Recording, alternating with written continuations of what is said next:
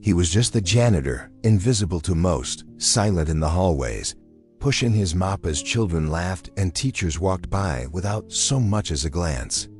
But one quiet Tuesday morning, Marcus Adami knelt down in a corner of the school corridor, pulled out a tiny bottle of soap, and began blowing bubbles into the air, not to entertain, but to calm a trembling little girl who couldn't speak.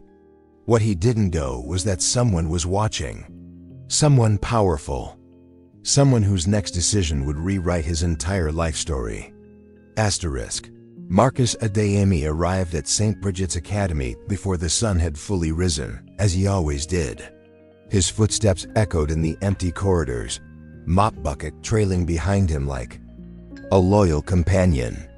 The stillness of early morning was a comfort to him. No noise, no stares, no hurried glances. Just him and the silence.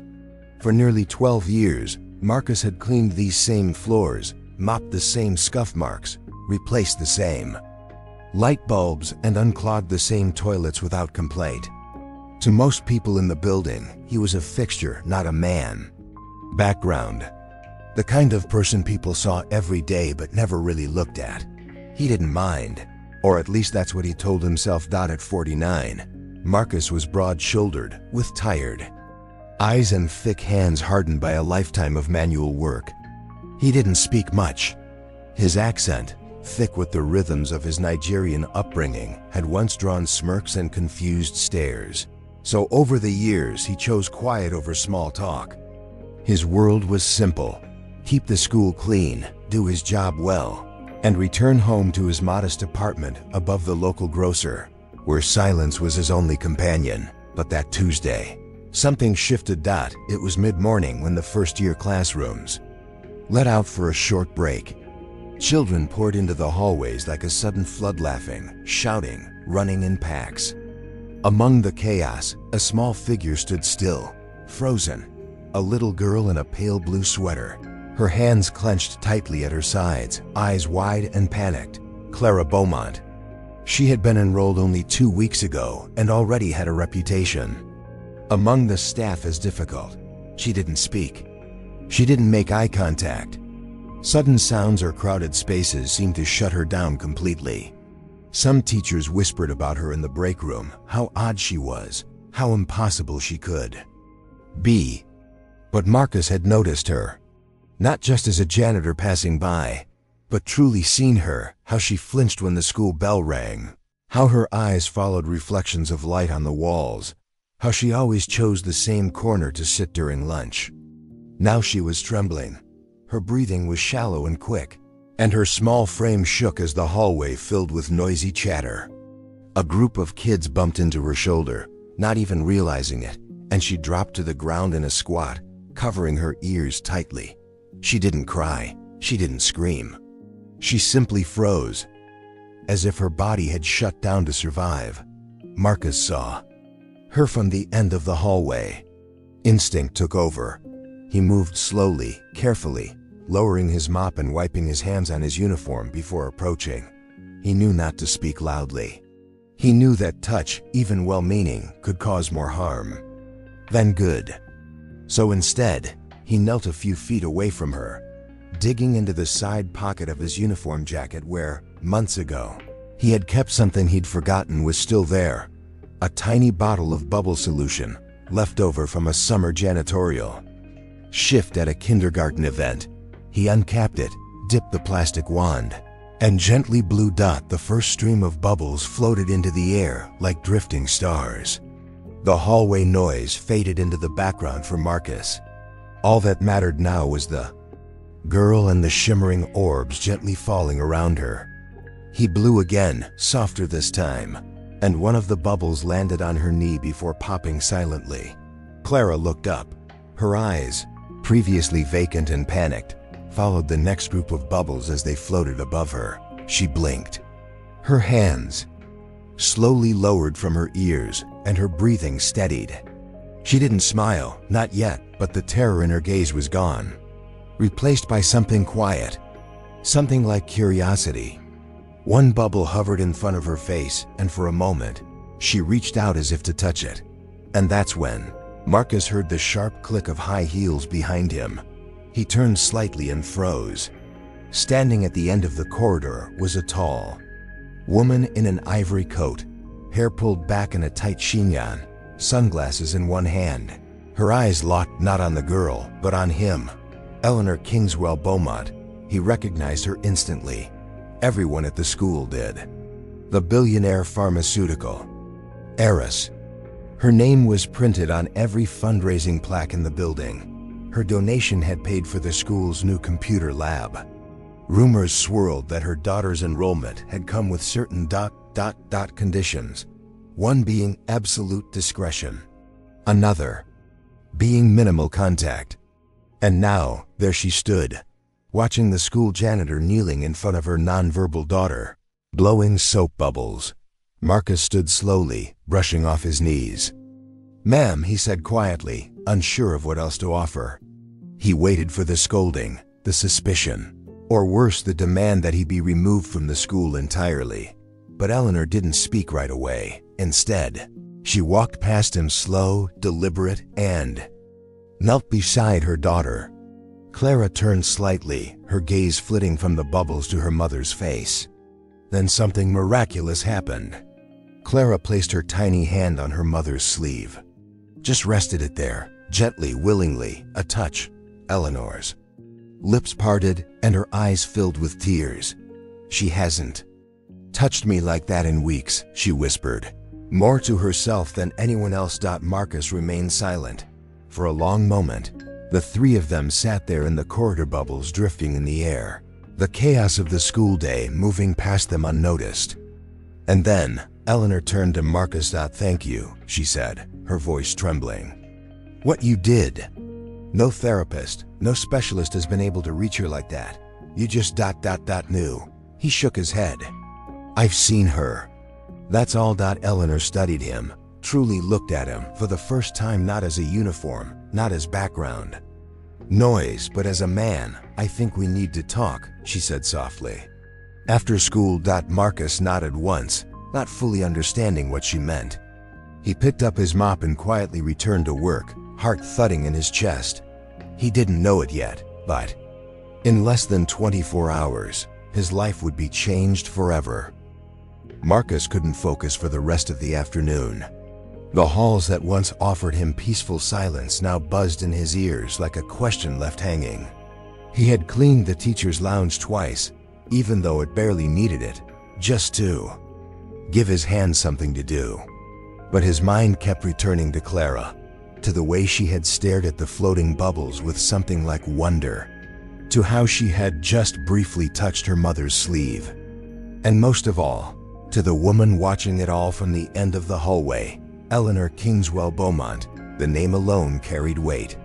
It wasn't just that she was wealthy. Edinburgh was no stranger to old money, but she was powerful. The kind of woman whose presence turned heads and quieted rooms. She had donated more to the school in 1 year than most families had earned in 10.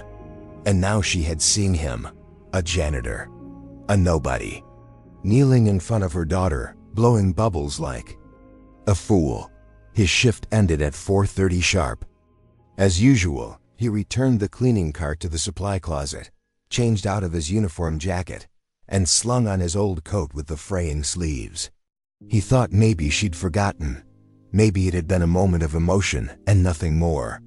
He wouldn't blame her, but as he stepped outside the school building into the chill of late afternoon, she was there, leaning against a sleek black Mercedes with tinted windows, and her arms crossed tightly across her chest. She wasn't wearing sunglasses this time. Her eyes locked on his as if she had been waiting all day. "Mr. Adeyemi," she said, stepping forward. He nodded. "Yes, ma single quotes him. I hope I'm not overstepping," she said, almost awkwardly, as if the words felt foreign in her mouth. "But would you have a moment to speak with me? Privately?" Marcus hesitated. Every part of him screamed caution. He wasn't used to being noticed, much less approached. Much less by someone like her. "Yes," he said softly. "Of course." She opened the back door of the car with a gentle wave. "Please." The interior of the car was warm, quiet, and smelled of polished leather and lavender. The contrast between it and his world was almost jarring. As they sat, she didn't speak right away. Her hands were clasped together in her lap, her fingers fidgeting with a thin gold ring. "You may not know this," she began, "but my daughter Clara has been diagnosed with severe autism spectrum disorder." She hasn't spoken a single word over a year, and she hasn't willingly touched anyone. Not since her father died. Marcus lowered his eyes. "I'm very sorry. I've spent a fortune," she continued, her voice tightening. "Doctors, therapists, behaviorists, specialized tutors. And yet, today, in a corridor full of chaos, you got through to her." With bubbles, he shifted uncomfortably. "I didn't mean to intrude. I only saw that she was overwhelmed. But you knew, didn't you?" she pressed. "You didn't just stumble across her. You saw her." Marcus nodded, slowly. "My nephew," he said quietly, "in Nigeria. He was like her. No words, but many feelings. He loved light and movement. We learned not to push, only to offer." Eleanor's eyes glistened. She was quiet for a moment, absorbing that. "You said something earlier today, that you've seen Clara," she said. "What did you mean?" He took a breath.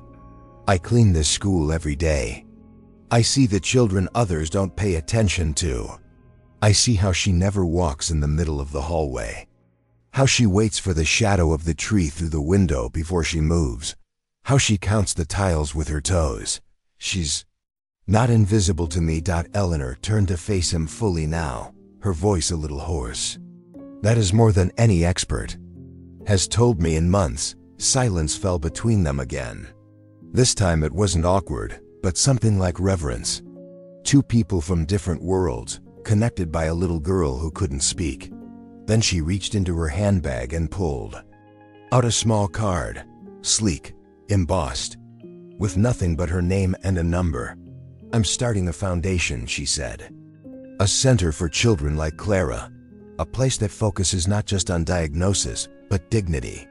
I need people, not just professionals, but people who see, people who care. I'd like you to come work for me." Marcus blinked. "Me? Yes, you. I can train anyone to follow procedure. But I can't teach someone to have your kind of heart." He stared at the card in his hand. It felt impossibly out of place, like it belonged in someone else's story. Someone richer, smarter, worthier. But Eleanor's gaze was steady and kind. "I don't know what to say," he said, voice cracking slightly. "Say yes," she said with a small smile, "or at least think about it." He nodded slowly, heart pounding in his chest. The offer wasn't just a job, it was a shift in how he saw himself. For so long he had accepted invisibility. Now someone saw him. And not just anyone. The car door opened as she stepped out. He followed behind her, still dazed, still clutching the card like it might disappear if he let go. And as she got into the driver's seat, she looked at him one last time through the window. "You didn't just calm my daughter, Mr. Adeyemi," she said. "You gave her something I couldn't buy. You gave her peace." With that, the car pulled away into the twilight, leaving Marcus standing on the sidewalk, his old jacket flapping in the wind, and a future he never imagined now quietly unfolding in front of him. He looked down at the card once more. Then, for the first time in years, Marcus smiled. Elijah Daniels had been working as a janitor at the prestigious St. Rose Academy for nearly 6 years, and in all that time, no one had ever waited for him after his shift. But that evening, as he stepped out of the building under the soft gold glow of the setting sun, a black luxury car was parked by the curb. The same sleek Rolls-Royce he'd seen drop off the little girl that morning. The driver, in a crisp suit, stepped out and politely opened the door. "Elijah Daniels?" the man asked. Elijah paused mid-step, blinking. "Yes, sir?" "My employer would like a word." From the back seat, the billionaire herself emerged, Genevieve LaSalle. No assistant, no bodyguard. Just a woman with a deeply thoughtful expression and eyes that had clearly cried not long ago. She looked different now, less polished. "More human." "Elijah," she said, walking up to him. "Please, may I talk to you for a moment?" He nodded, still confused. "Of course, ma'am." They walked a few steps together toward the courtyard garden, the silence between them broken only by the chirping of crickets and the sound of Elijah's old boots on the pavement. "I watched you today," Genevieve began, her voice soft, "with my daughter Camille. She's never let anyone outside of our family touch her, not her teachers, not therapists, not even other children. But you." Elijah looked down, his hands nervously folding over the mop handle he still carried. "I didn't mean to cross any line, ma'am." She looked scared. I just thought maybe the bubbles might calm her down." Genevieve turned to face him fully. "You didn't cross a line. You saved her. And you don't even know what that meant to me." There was a long pause. She studied him as if seeing him for the first time, not as a janitor, not as an invisible presence, but as a man. "Where did you learn that?" she finally asked. "The way you handled her?" Elijah gave a small smile. "I used to work with kids. Back before life got complicated. I was a special education assistant for 12 years, lost the job when the budget got cut. Then I lost the house. Then everything else followed." Genevieve inhaled sharply. "You were a specialist?" He shrugged. "I was a man who cared about kids. That's all." Genevieve turned away for a moment, clearly battling emotions. "I've hired the best therapists, paid fortunes for consultations, but no one ever connected with Camille like you did." She looked at him again. "Would you consider working with her directly?" Elijah's eyes widened. "Work with Camille?" "Ma'am, I'm honored, truly, but I'm not certified anymore." "I'm just you." "Are not just anything," she interrupted gently. "You are exactly what my daughter needs." He felt the tears rise behind his eyes but blinked them away. "I'd have to think about it. My single quotes and of course," she nodded. "Take your time. But know this. I don't make offers like this lightly." As she turned to leave, she paused and looked back. "By the way, those bubbles, I found out where you bought them. I went there, bought the same kind." She smiled. "But they didn't float the same way when I blew them." Elijah chuckled softly. "It's not the bubbles. It's how you blow them." Next day, Elijah stood at his locker the next morning, staring at his reflection. There was a strange tremble in his hands. Not fear, not shame. Hope. For the first time in years, someone had seen him, not as a janitor, not as background noise, but as someone who still had something to give. In his locker, the old family photo he kept tucked beside his lunchbox stared back at him. His wife in better times, their son who died too young. A life that felt a million years away. He closed the door slowly and whispered, "Maybe it's not too late." That afternoon, Genevieve returned to the school. She waited in the same hallway, standing beside her daughter's classroom. When the bell rang, Camille stepped out, hesitant as always, eyes scanning the crowd. And then she saw him. Elijah stood at the far end of the hall, holding a small bottle of bubble soap in one hand. He didn't say a word. He just smiled and lifted the wand. A single bubble floated toward her. Camille's face lit up, and without thinking, she ran straight into his arms. Genevieve gasped, a hand covering her mouth as tears welled in her eyes. The teachers who stood nearby froze in disbelief. One whispered, "She's never done that. Not even with her mother." And at that moment, Genevieve LaSalle knew. This man was not just her daughter's hope, he was theirs. 3 days had passed since Raymond Daniels had blown bubbles with little Mia under the hospital trees. He hadn't seen her again. That moment felt like a small dream, tucked into the chaos of his everyday life, like a melody that played once and never again. Raymond returned to his usual cleaning schedule at the children's hospital, quietly sweeping the halls before dawn and mopping the late-night corners when the world had gone still. He didn't expect any recognition. That had never been why he smiled at the sick kids, why he whistled old jazz tunes while pushing his mop bucket down the corridor, or why he carried a small bottle of bubbles in his cart, just in case one of the children was having a bad day. But on the fourth day, something changed. It was 6:40 a.m., and the janitor's lounge was still empty. Raymond was pouring his coffee from a battered thermos when someone knocked on the maintenance room door. It was a gentle knock, but it echoed through the narrow hall like something more like the beginning of something bigger than either of them could see. He opened the door. Two men in dark suits stood in front of him. Raymond blinked. His first thought was that something had gone wrong. Had he cleaned the wrong floor? Was there a complaint? Did someone slip on a floor he'd mopped? But the taller of the two smiled and extended his hand. "Mr. Daniels?" he asked. "Mr. Raymond Daniels?" Yes, sir," Raymond said, instantly alert. "That's me." The man handed him an envelope. "You've been requested to visit the administrative wing." Now, if possible, Raymond took the envelope and stared at it. A gold crest was embossed in the corner. The Hawthorne Foundation. His stomach tightened.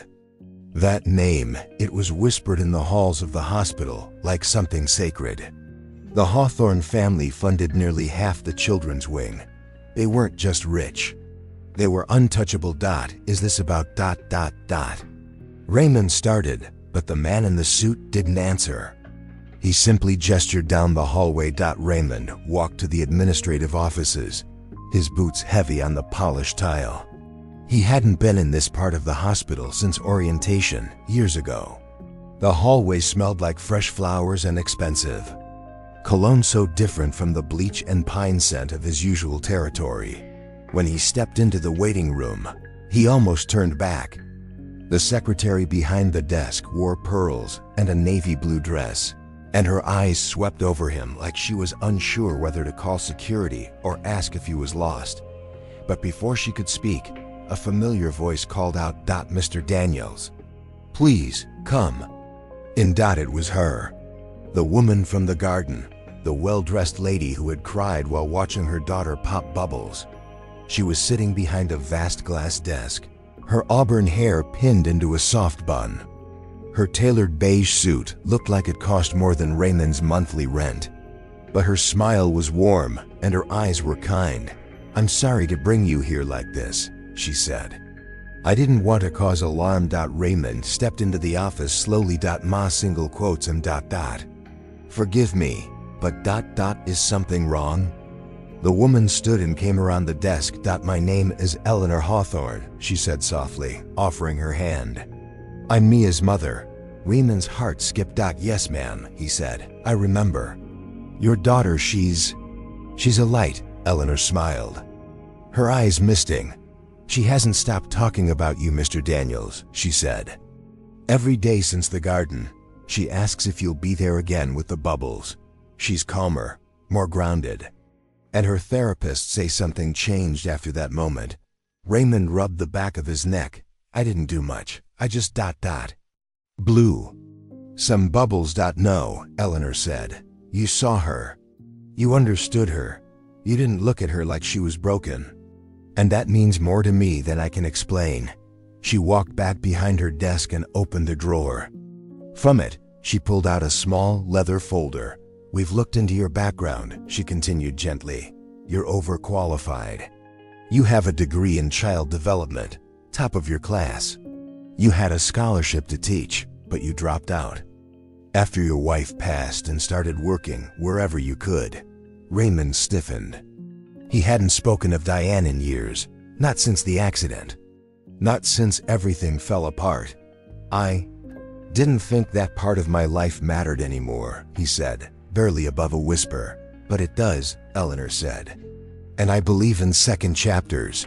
She slid the folder across the desk. Raymond opened it slowly. Inside was a job offer from the Hawthorne Foundation. Director of Pediatric Emotional Support and Wellness. Salary More money than Raymond had made in the last 10 years combined. He stared at it, then back at her. "I don't understand," he murmured. "Why me?" Eleanor stood and came around the desk again. She placed a hand gently on his shoulder. "Because the world needs more people who see children the way you do," she said. "Because you reminded my daughter how to smile. And because I believe that your pain, your story, your compassion, they're your superpowers. You just forgot that for a while." Raymond's throat closed. For a long moment, he couldn't speak. Then quietly he said, "What would I even do in this role?" Eleanor smiled through tears.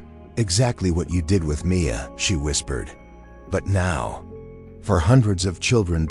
As Raymond stepped out of the office with the signed contract in his trembling hands, the hallway looked different, brighter, bigger, hopeful. And outside, through the hospital windows, the sun caught a soap bubble drifting on the wind. Somewhere, a little girl would be smiling again, and Raymond Daniels, janitor, widower, forgotten dreamer, had just remembered who he really was.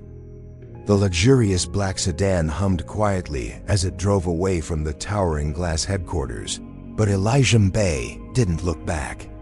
He sat in the back seat, his strong hands resting uneasily on his lap, the clean janitor uniform somehow feeling out of place now. Across from him sat Alexandra Kruger, CEO of one of the most powerful tech companies in Europe, silently observing him, as if searching for the real man behind the mop. "Elijah," she finally spoke, her voice softer than before. "You've clearly been through more than most. Why didn't you tell anyone who you really were?" Elijah looked out the window for a long moment. The streets of Zurich blurred into a stream of lights. When he finally spoke, his voice was deep, grounded, but weary. "Because titles and medals don't matter when you're mopping floors," he said. "And I didn't want sympathy, I wanted silence." Alexandra nodded slowly. "You lost your daughter." "I read that in the file." Elijah flinched, just slightly. That name, the name he hadn't said aloud in years, clawed at the edge of his throat. "Naomi," he whispered. "She was 9. Autism, just like your niece. But I didn't have the resources you do. I was working night shifts, 3 jobs. Her school didn't understand her. One day she wandered off into the snow." A thick silence fell. Alexandra's jaw tightened. She had heard the file summary from her assistant, but hearing it from his own mouth, the rawness, the ache, pierced something in her chest. "I blamed myself," Elijah continued. "Her mother left months before that. I was all she had." Alexandra finally spoke. "And yet, today you stayed calm when my niece was overwhelmed. You didn't panic, you didn't scold, you didn't try to fix her. You simply joined her world." She reminded me of Naomi, and I remembered the bubbles. It used to be the only thing that made her smile. So I carry them. Always. They drove in silence for a few more moments. Then Alexandra leaned forward. "Elijah, I want you to take a leave from cleaning." He tensed. "You're letting me go?" "No," she said firmly. "I want you to take a different role. My niece, she needs someone who understands her. Someone who's not just trained, but lived it. Would you consider working with her directly? Helping her? Guiding her?" He looked at her, eyes uncertain. "You want me to be her caretaker?" "More than that," Alexandra said. "Her advocate. Her voice. And eventually, the head of a new initiative I want to launch. A foundation for children like Naomi and Sophie. For parents who can't afford support. I need someone who knows the struggle." Elijah couldn't speak. His throat closed. For a long moment, he simply looked away, trying to keep the tears from rising. "I'm not a polished man," he said. "I'm not a therapist or a professor." "No," she said, her eyes fierce now. "You're better. You're real." Suddenly, the car stopped in front of a modern villa nestled near the lake. Elijah blinked. "This isn't my apartment." "No," Alexandra smiled. "It's your new home, if you say yes." He looked out the window in disbelief. His old apartment had roaches and cracked tile. This place, it had peace, space, light, and maybe healing. He didn't say yes. Not yet. But he stepped out of the car and looked back at the woman who had changed the trajectory of his life in less than a day. "Let me think about it," he said. Alexandra nodded. "Take all the time you need. Just don't hide anymore." As the car pulled away, Elijah stood in the evening light, the breeze off the lake cooling his skin. He reached into his pocket and pulled out the small plastic tube of bubbles. He blew once. A single bubble floated into the sky, and he smiled for the first time in years. Raymond stood at the school gates for the last time, the sun casting a soft golden glow over the sidewalk. He wasn't wearing his janitor uniform anymore. Instead, a neatly pressed blazer hung from his shoulders, a quiet symbol of how far he had come and how much had changed. Autumn stood beside him, her small hand tucked confidently into his. Her mother, Claire, waited by the car, tears in her eyes but a smile on her lips. The little girl who once couldn't speak or meet a stranger's eyes now clutched a handmade card, covered in glitter and stickers that said in crooked letters, "Thank you, Mr. Raymond." He crouched and hugged her gently. "You keep blowing those bubbles, okay?" he said with a soft chuckle, his voice cracking with emotion. "You keep dreaming, little star." Autumn didn't respond with words. Instead, she reached into her pocket and pulled out a tiny bottle of bubble soap, the same one he had once used.